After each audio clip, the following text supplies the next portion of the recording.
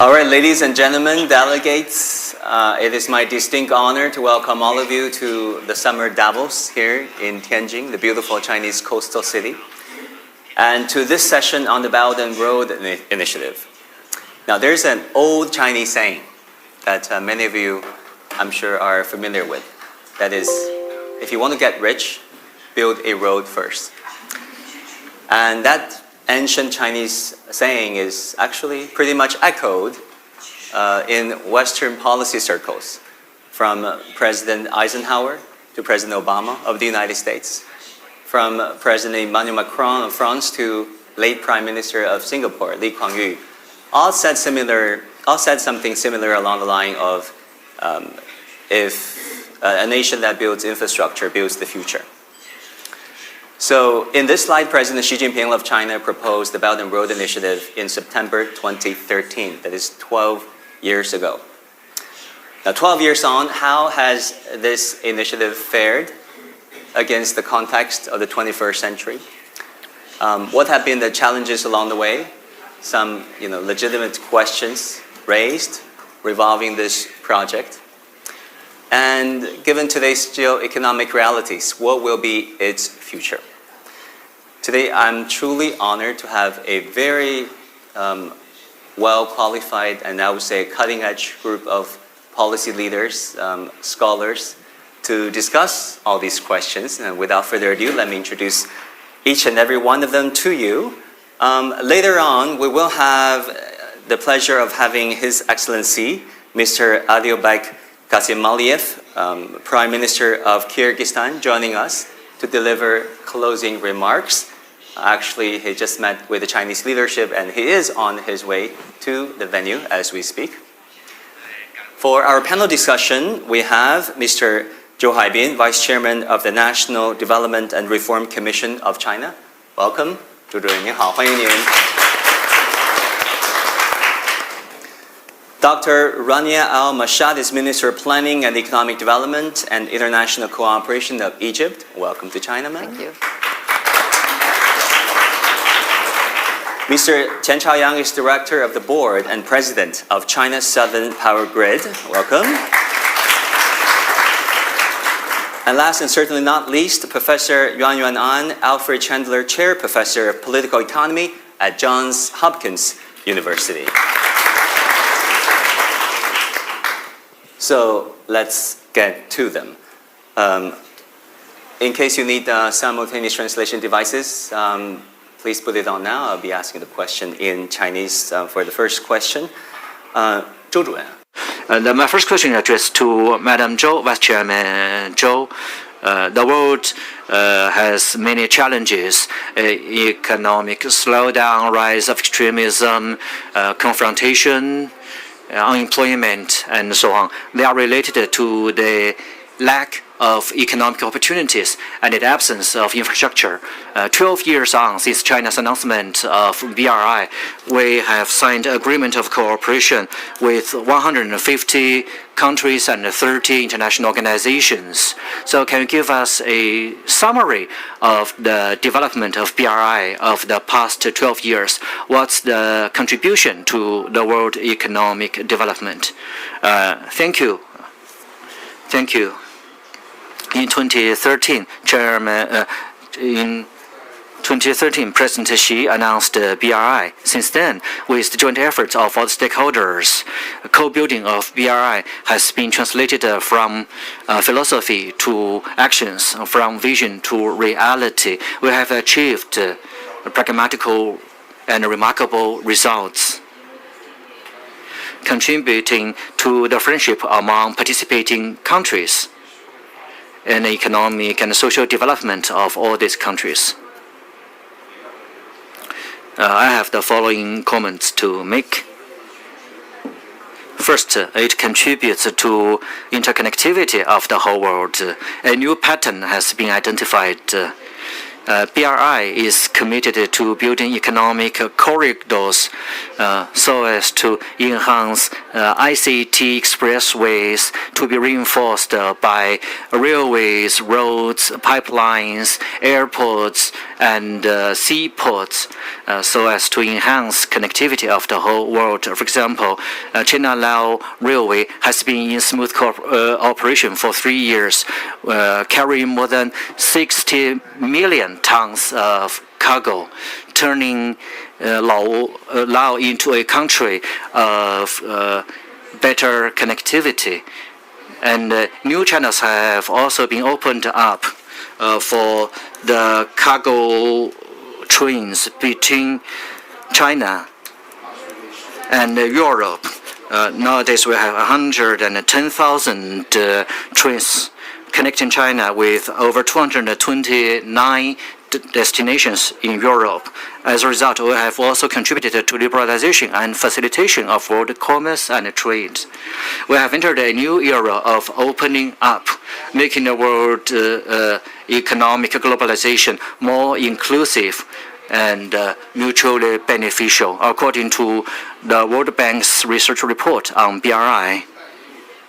Co-building of BRI will increase the trade engagement of the participating countries, increase by 4.1% by 2030. Co-building of BRI will create $1.6 trillion of additional value for the world economy. Secondly, we have also contributed to the improvement of people's livelihood along the Belt and Road. By upholding the Silk Road spirit, we focus on job creation, poverty relief, better livelihood. A large number of small yet smart projects have been implemented for that purpose. For example, Tianjin has taken an initiative to promote Luban workshops in more than 100 participating countries, cultivating over 60,000 high-skilled personnel. Through Lanchang Mekong Cooperation Initiative in Lao,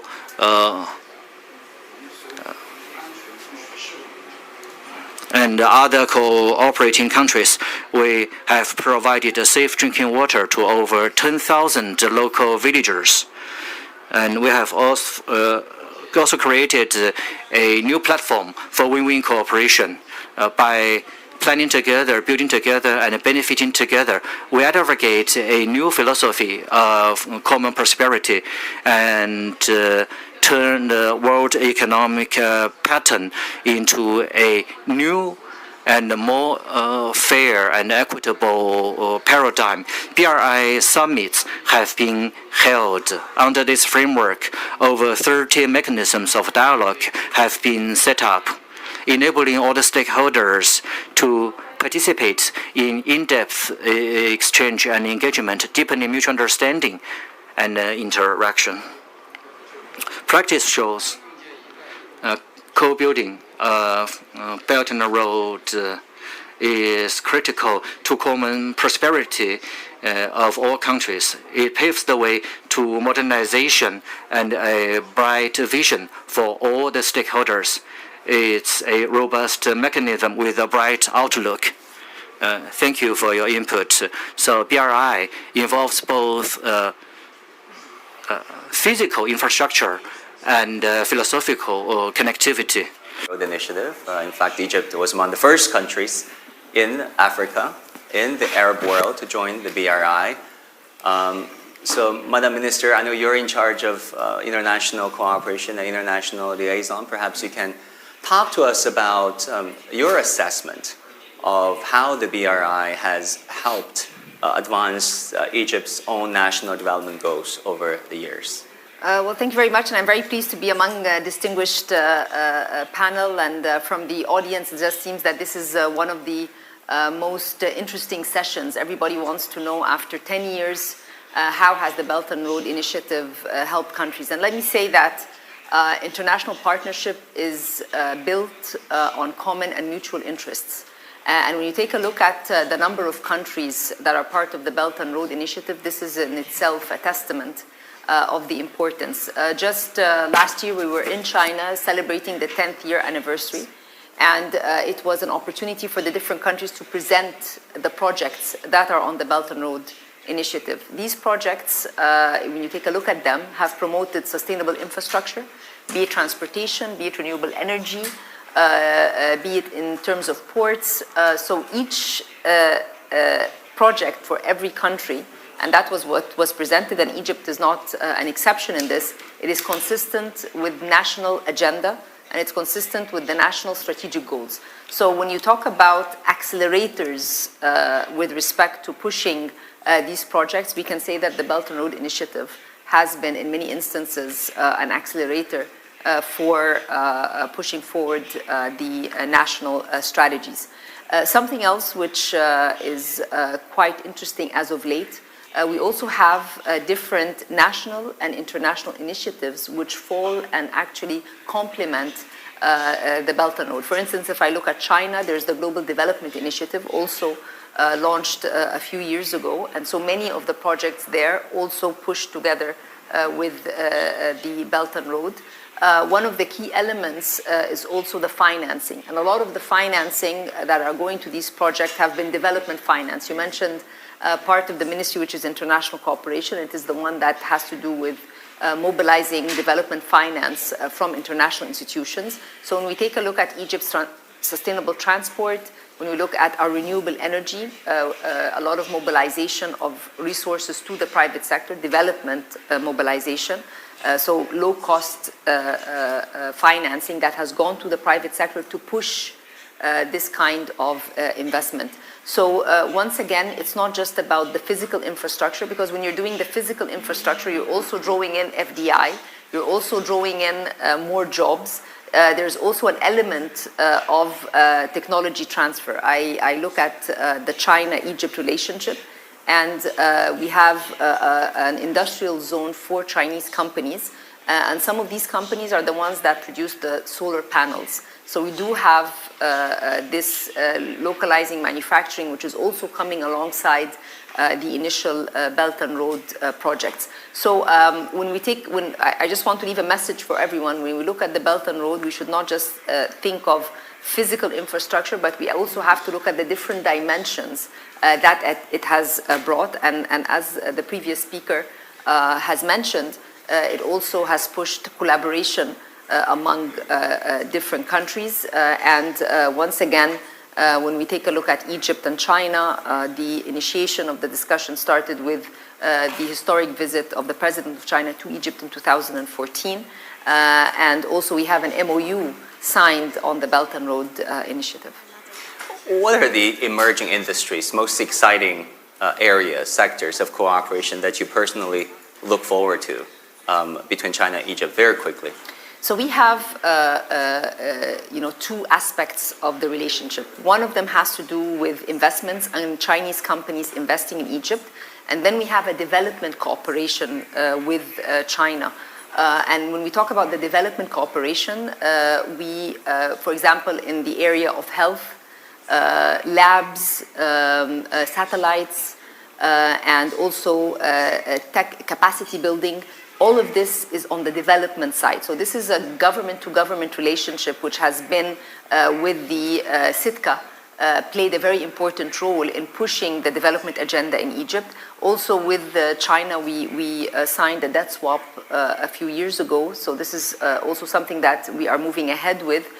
So this is on the development cooperation. So when we look at China, everybody's inspired by the development model of China, and therefore, when we talk about South-South cooperation, it's this development aspect is extremely important. And then on the investment and trade, this is the other leg, which is also significant because of the number of Chinese companies that are in this China industrial zone in Egypt. More than 150 companies, more than 10,000 jobs, and it's very multi-sectoral.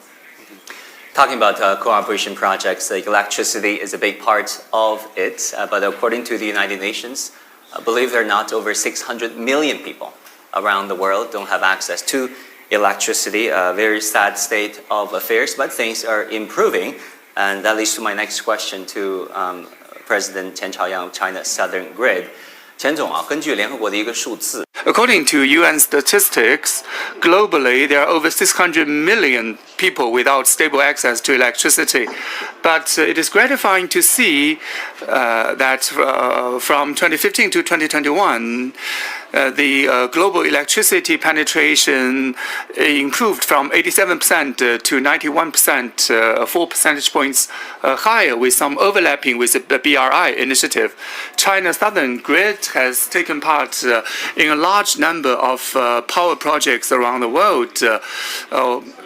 In your opinion, how will BRI assisting energy assistance and energy transformation around the world? Very good question. For global energy development, first, we need to provide access to electricity. Second, we must transform electricity to green electricity. With BRI, Belt and Road Initiative, its core tenet will help us grow and transform the global energy sector. As a CEO of an energy company in the process of international collaboration, there are two observations that I want very much to share with you. First, BRI has provided rare opportunities and platform for global energy development. Second, implementing BRI initiative has helped countries, especially developing ones, address gaps in electricity access while helping them with green energy transformation with a viable path. So at least there are two effects of BRI on energy transformation and development. First and foremost, BRI has expanded possibilities and potentials for global energy cooperation. For example, different countries are complementing each other with energy resources within the BRI framework. Between importers and exporters, BRI has served as a bridge between supply and demand. For example, in Southeast Asia and along the Mekong River Valley, we can see that the mutually complementary technologies, offerings, resources, and capabilities with BRI, in the case of Laos, Malaysia, Thailand, and Singapore, they are going to end up with mutually complementary energy landscape. Second, it has pushed forward interconnections of electricity markets around the world. For example, our HVDC, high voltage DC lines have been a very successful transmission strategy. Recently, in Chile of South America, we have entered into negotiations with the local providers to help them establish a 1,500-kilometer HVDC transmission line to transport electricity from the generation base in northern Chile to the load centers in its southern part. So with the Belt and Road Initiative, everybody is giving full play to its capabilities. Secondly, the BRI has created very enabling conditions for energy transformation for those countries involved. First, with regard to the neighboring countries around China, electric power connectivities, we have seen a lot of electric power interconnections and interconnectivity. We are establishing long-haul corridors for the sharing of electricity, interconnection of electricity. And investment in renewable energy has also created enabling conditions for energy transformation. For example, China has a lot of technologies and equipment on solar and wind. We're exporting those technologies to around 120 countries around the world. We are also helping some countries increase the reliability of their power grid while reducing downtime, making their power grids more reliable. So with BRI, it's helping with global energy and electricity development and transformation, playing a very important role and positive role here. Yes, access to electricity and using a better and greener electricity. Power grids in the world, channeling hydroelectricity power into electricity, empowering 2/3 of Brazilian population that is mostly populated in the south. Professor, An Yuanyuan, welcome to the Summer Davos, and it's good to see you because Professor Yuan taught at my alma mater, Johns Hopkins University. I didn't have a chance to attend your class or ask a question, but I do now. She wrote 2 books on China. How China Escaped the Poverty Trap, published in 2016. It was named one of the best books of 2017 by Foreign Affairs. Congratulations. And also China's Gilded Age, published in 2020. So it's fair to say you have been observing China for quite a while. Can you give us your assessment on the Belt and Road Initiative 12 years on? I mean, what worked? What were the challenges that needs to be fixed? How have countries leveraged this mega project? Well, first of all, thank you very much for having me on this distinguished panel. As a scholar, I learned from listening to policymakers and business leaders, incorporated with field work on the ground. And I've worked with the United Nations to study the impact and local reception of BRI in Southeast Asia, including in Cambodia, where China is now the largest foreign investor. And in a word, I would say that I think the BRI is best understood as the world's largest and fastest experiment in global development.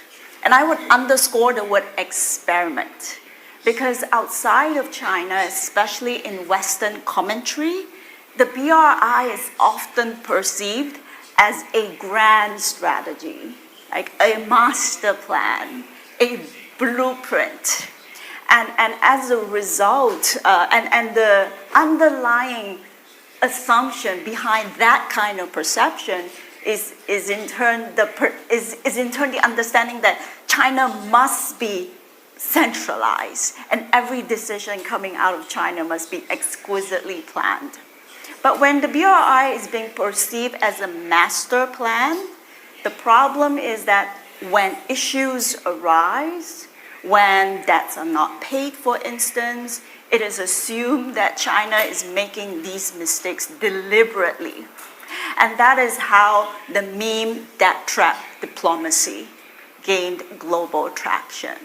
So I would say that how might steps be taken to improve the perception of BRI? I would suggest that it goes back to a phrase from President Xi, which is telling China's story well.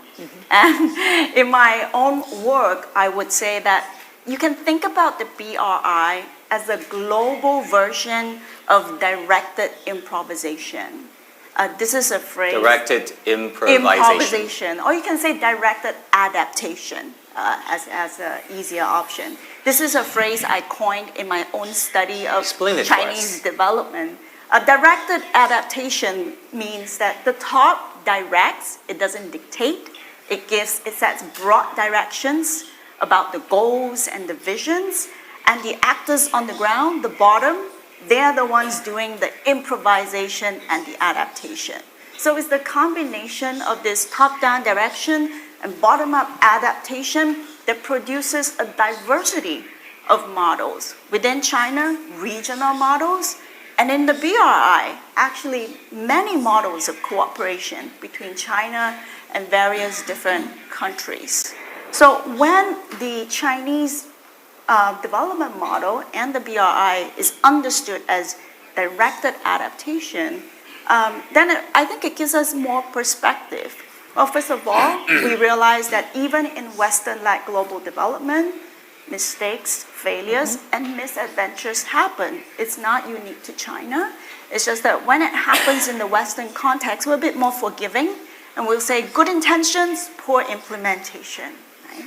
But if we can understand that the BRI is actually an experiment, a massive policy experiment, then when things don't go quite well, we can understand that it's part of the learning curve.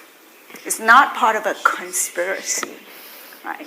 And so I think that understanding, which is aligned with China's domestic development experience, can help us understand BRI as an adaptive project and helps it to put it in more constructive light. Yeah, directed adaptation, not a dictated one. I mean, sometimes the choice of words, it's a difference of worlds, direct versus dictates. Thanks for the clarification. 我们看到刚才周主任啊对您的一些表述也在点头。Well, Ms. Zhou is nodding.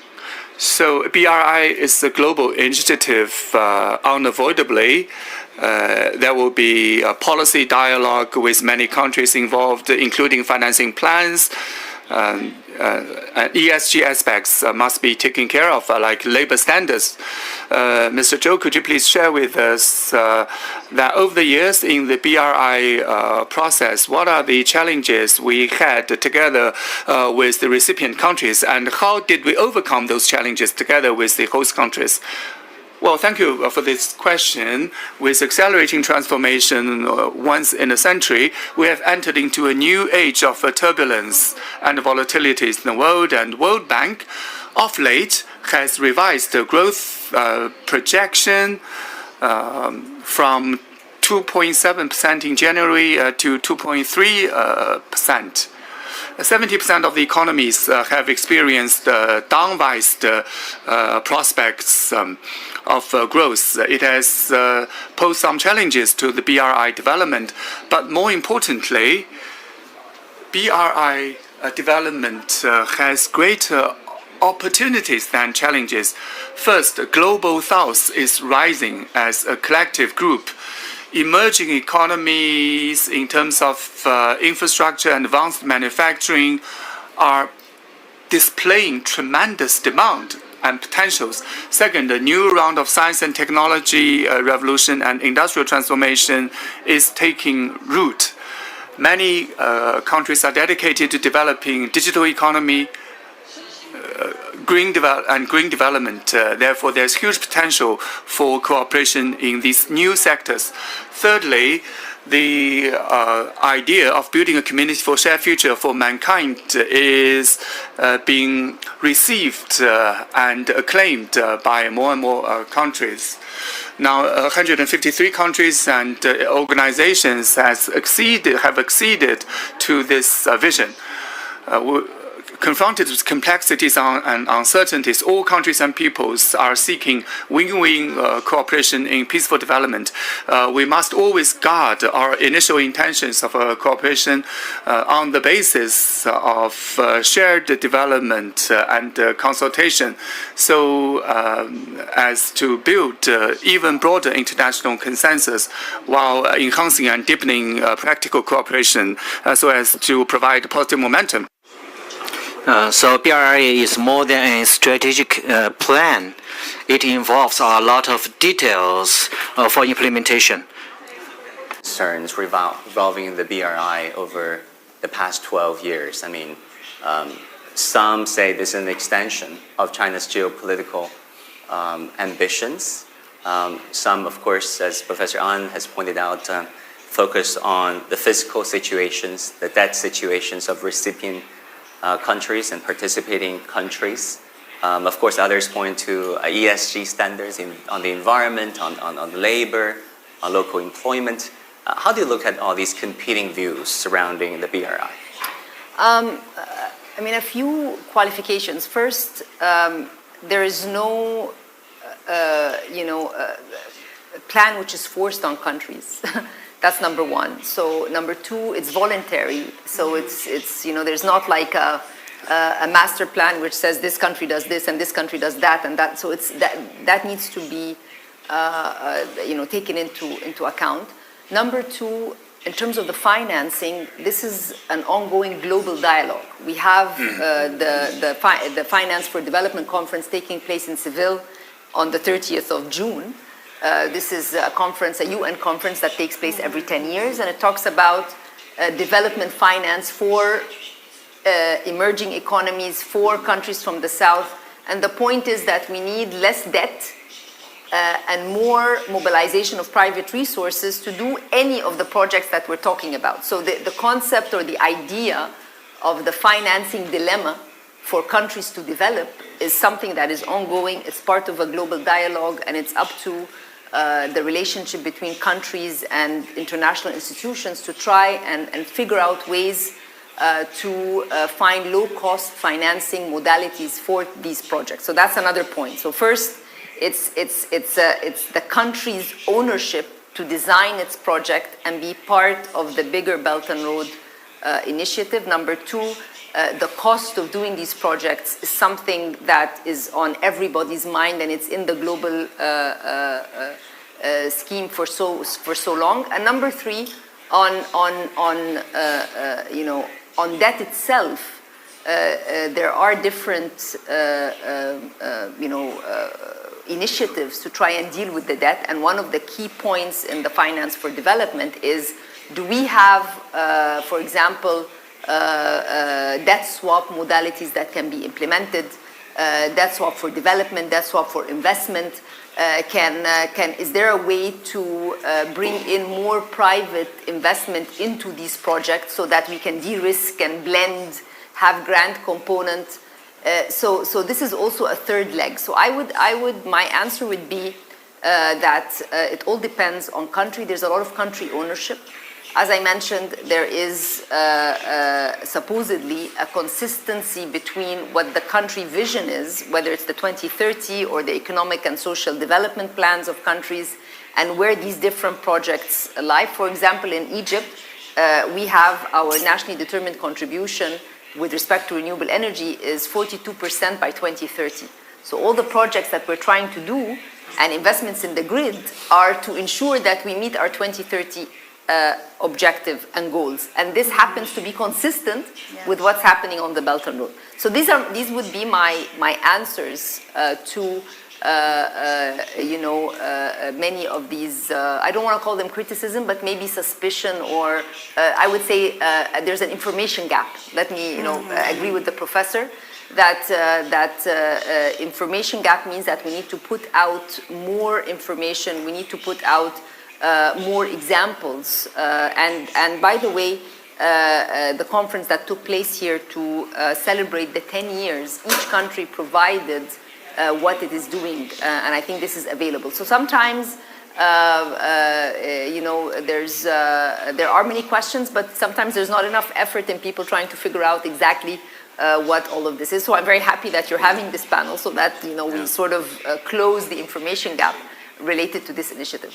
Yeah, I mean, if you think about these mega projects, involves years of negotiation on standards, on assessment of the impact on the environment, on employing locals, especially on electricity sector. But go ahead. Yeah, but the thing is, in our case, for example, a lot of the projects, whether it's sustainable transport or renewable, have been financed by international institutions, and we would not be able to get this financing unless we were aligned with environmental standards and with ESG, whether it's the government or private sector that is getting these types of resources. So that's, again, a very important point. It depends where the money is coming from in order to support these projects. Yeah. 钱总能不能跟我们分享一下中国南方电网在这些年Mr. Chen, can you share with us the practices of your company? Can you share with us some good examples of international cooperation? We understand cross-border cooperation involves a lot of issues, including policy alignment, the need to upgrade the power grid, and focus on local labor standards and job creation. Thank you. China Southern Power Grid has a lot of observations to share with you in terms of international cooperation. In terms of achievements, we are impressed by the value of sharing and win-win cooperation. With win-win cooperation, we lay a solid foundation for mutual trust. And I have three remarks to make in this regard. First of all, through BRI, we have shared the energy and resources of the participating countries. To the south of China, we have 15 power loops of 110 kilowatts with neighboring countries, including Vietnam, Laos, and Cambodia. And as mentioned by the minister from Egypt, we are also working together to increase the share of renewable energy in the total energy inventory. Secondly, we have shared more advanced technology. In South America, we have participated in a power distribution company in a capital city to reduce blackout hours in Lima, the capital city of Peru. Through technology transfer, we have helped this local company to become a role model of reliable power supply. And the third one is about sharing of experience in energy governance. We have set up a joint venture for energy distribution in Laos so as to share our expertise in grid governance, talent management, and so on, so as to minimize black hour of trans-province black hours by 70% in just 2 years. With these initiatives, we have deepened mutual trust for women cooperation. So our experience for cross-border cooperation, I also have 3 observations to share with you. First, we prioritize infrastructure development for cross-border power transmission and distribution. So infrastructure development is of top priority. Secondly, guided by the belief in win-win cooperation, we turn energy infrastructure development into a growth engine for the recipient countries. Thirdly, we focus on the improvement of people's livelihood. With small yet smart projects, we improve the living standards of the local communities so that they are impressed by the benefits of our jointly developed projects. By doing so, we lay a solid foundation for cross-border cooperation. In terms of my takeaways, I believe through greater connectivity, we are fully confident in promoting energy transmission and sustainable development of the whole world. We need connectivity of the physical facilities for stable and reliable power supply. So physical connectivity is the precondition for secure development. The second one is about software connectivity. With joint efforts, we can improve the performance of all the operators in participating countries. And thirdly is people-to-people connectivity with mutual understanding. We contribute to cross-border trust and friendship. As a result, we can share a brighter future of greater connectivity. That's my answer to your question. We are fully confident in the outlook of BRI. Yes, many projects have got people from a lot of BRI countries together for win-win cooperation. Scalable lessons and prototypes that the BRI has offered in the past 12 years, and perhaps other countries can learn from? And what are the things that they can improve upon so that going forward they can become an even more sustainable and empowering mechanism? Sure. I would build on an observation that the minister has made, which is that the BRI is more than infrastructure. The infrastructural contributions are obvious, but infrastructure also brings with it entire ecosystems of people, networks, and I'm going to stress the ideas, the role of ideas, the right kind of ideas. The BRI can be an opportunity for China to advance an intellectual shift toward adaptive, experimental development. And to help everyone put this in context, in global development, typically developing countries are presented with a false binary. Either you choose the Western liberal model or you choose the China model, right? And this is presented as an either-or and an opposite. But I would argue that this is definitely a false binary, because the reality of China's own development is directed adaptation. And I would use a Chinese figurative term to kind of make it come alive. I'll translate it into English.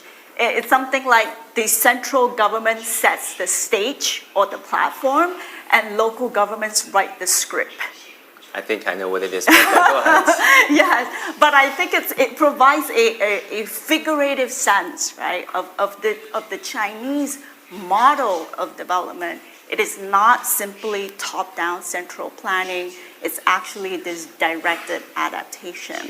And so when this is implemented globally through the BRI, it's not just about building roads, which is very important, as you pointed out, but it's also really helping developing countries all around the world to embrace a much more adaptive mode of development.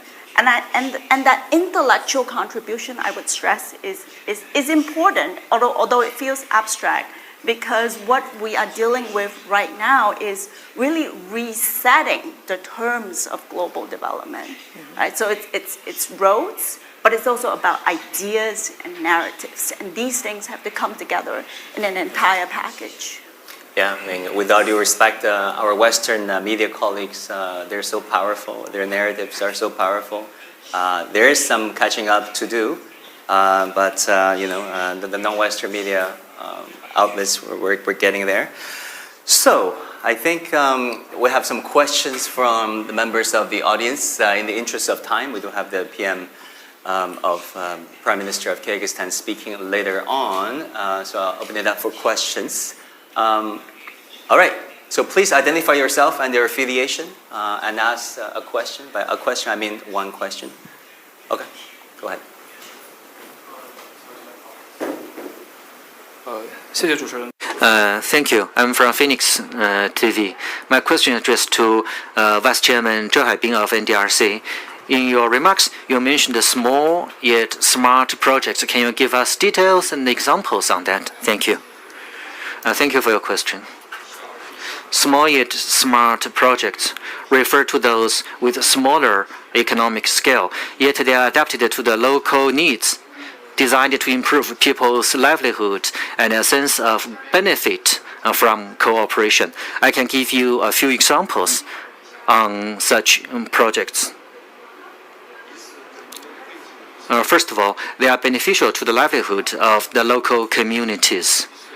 Small yet smart projects improve people's sense of well-being and benefit. So it can help address their real needs, making their livelihood better. For example, over the recent years, China dispatched numerous medical teams to 30-plus countries to carry out what we call Project Light, providing free of charge diagnosis and treatment in order to treat thousands of cataract patients. That initiative has been very much welcomed. The members of the medical teams from China are praised as ambassadors of light in the local communities. For small but smart projects, they take less investment, but they are more impactful. Through the implementation of small but smart projects, we aim to deliver substantial benefits to recipient countries. For example, we have delivered a shared special technology for grass growing for fodder, and also for electricity generation using biomaterials. Out of the past 4 years, we've hosted numerous workshops and training sessions to bring that grass-growing technology to 100-plus countries. Those fungi grass growing has helped many communities to get rid of poverty. Many local residents call them Chinese grass or the happy grass. And thirdly, it's all about sustainability. According to an old Chinese saying, it's better to teach others how to fish instead of giving him fish. For smart, small but smart projects, we are empowering local residents with technology, know-how, and expertise so that they can sustain their livelihood by themselves. For example, in 2018, in East Africa, Chinese companies helped build the first cross-border electrified railway link in Africa. At the same time, in Djibouti, China helped establish the first railway professional training center in Africa, having trained lots of trainees. And many of those trainees later have become experts themselves, and their average salary is twice that of the local average. Going forward, China will press ahead with small but smart projects, working together with the host countries, sharing with them our development expertise and experience, so as to drive shared development to be shared by the whole world. In some South Pacific countries, this Chinese grass is being grown in order to cope with climate change. Thank you, Mr. Zhou. Prime Minister Qasim Maliev, welcome to Economic Forum, Summer Davos. Oh, let's continue with our questions. I thought there was one. Okay. Do we have more questions? No? All right then. So, it is my honor to invite the Prime Minister of Kyrgyzstan, Mr. Adembaek Qasim Aliyev, to address our forum. Now, just some background here. There has just been this conclusion of a very successful China Central Asian Summit in Astana, Kazakhstan, the second of its kind. Kyrgyzstan is a very active partner in China's Belt and Road Initiative. The China-Kyrgyzstan-Uzbekistan Railway, which is on track to be the shortest route linking China and Europe, is finally underway, under construction after years, if not decades, of negotiation. So, Prime Minister Qasim Maliev, the floor is yours. Please. Спасибо. Thank you.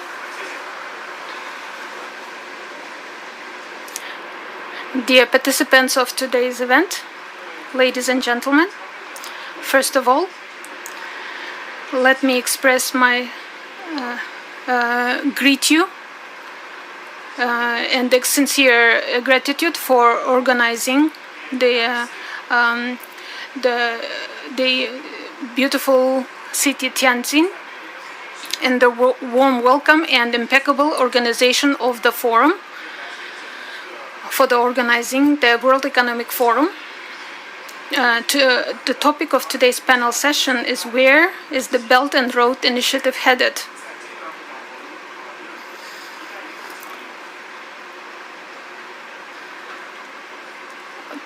Since the launch of the initiative, the initiative of the esteemed One Belt, One Road has become sought-after international platform for cooperation. We view One Belt as a strategic direction of cooperation with the People's Republic of China. The initiative of the esteemed Chairman Xi Jinping, we view One Belt as the strategic direction of cooperation with the People's Republic of China for infrastructure modernization, increasing export potential, and attractive investments. In these words, our country was first one to support, became the active participant in the world. Undoubtedly, in the current geopolitical conditions, the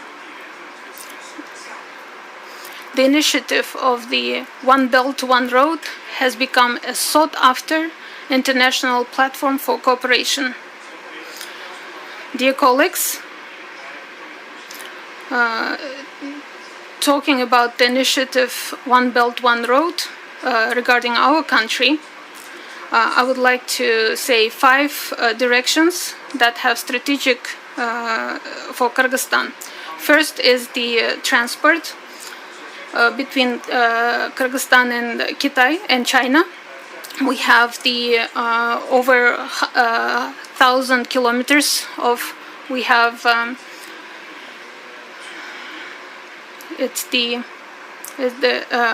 so with the 3 control points effectively functioning, which essentially serve as gates for China into the regions of Central Asia and Caucasus.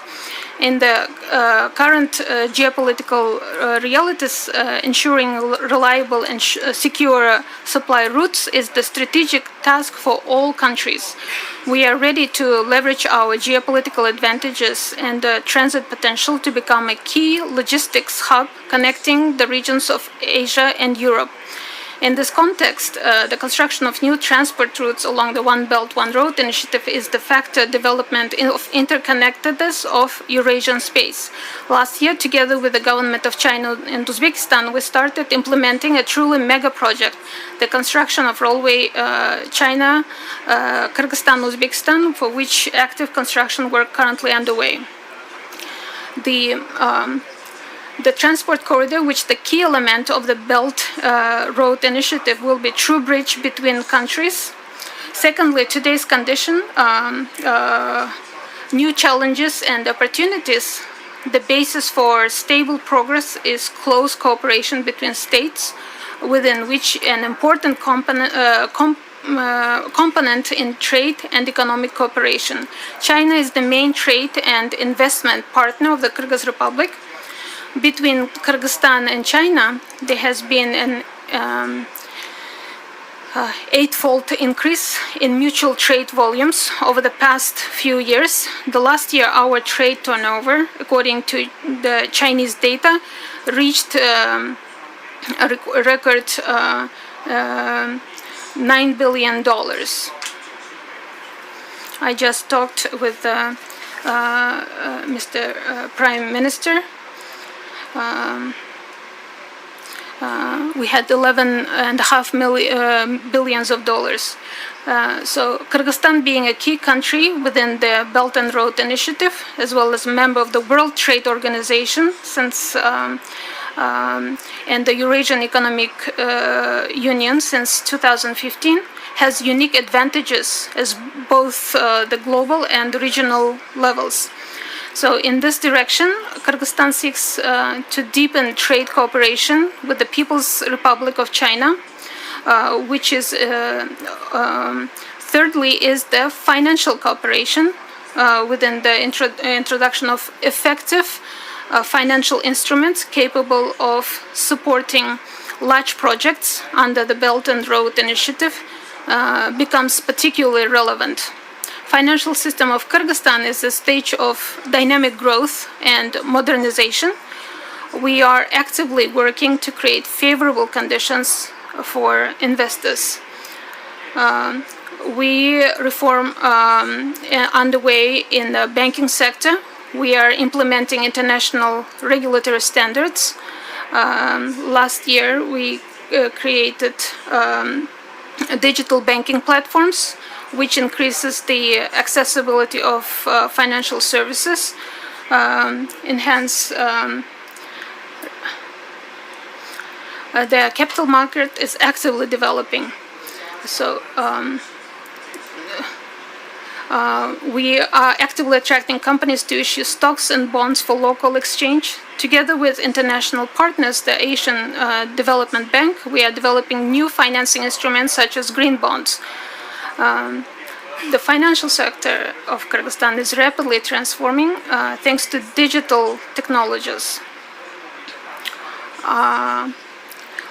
Our Kyrgyzstan side advocates deepening financial and interbank cooperation with the People's Republic of China within the framework of the One Belt, One Road for the sake of multilateralism and globalization.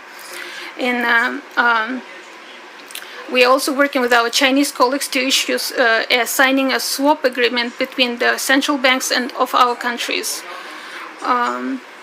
We are also working we are full of optimism regarding cooperation in the financial sector with the Chinese side with the framework One Belt, One Road initiative.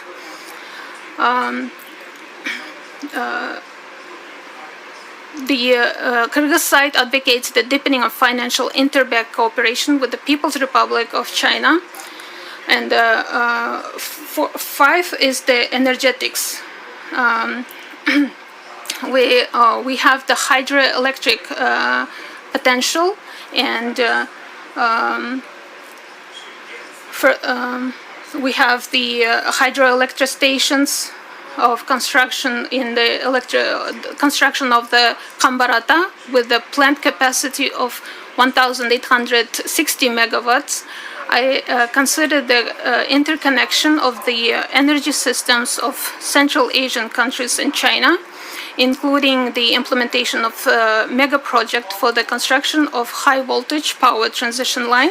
So I would like to, dear friends, about the current entrepreneurial spirit of Kyrgyzstan.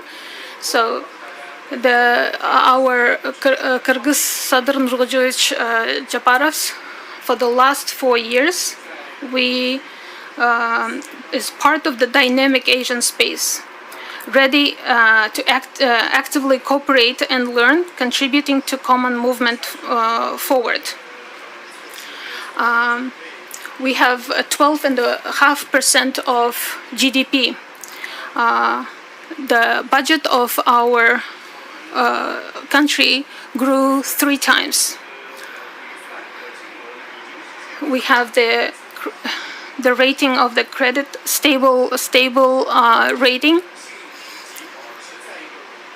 I would like, in conclusion, Kyrgyzstan is the land of supporter of One Belt, One Road initiative. We have the actuality of the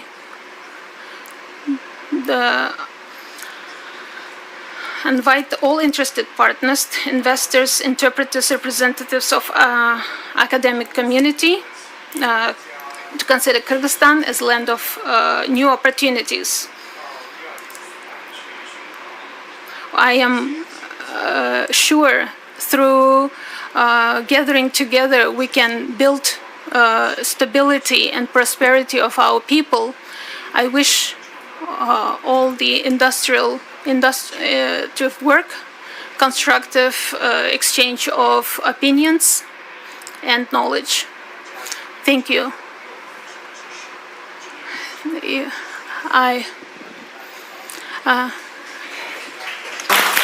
And for addressing our very forum, thank you so much. I'm reminded by our staff that the time is up. I want to thank once again to all our panelists, Minister Zhou, Professor An, President Chen, and Madam Minister Al-Mashad of Egypt, and also the Prime Minister for sharing your ideas and insights on how to make the BRI more sustainable, because like it or not, it is here to stay, and it is very important to make it even more sustainable and empowering than it is now. With that, we come to the end of this session. Please enjoy the rest of your afternoon. Thank you. Thank you.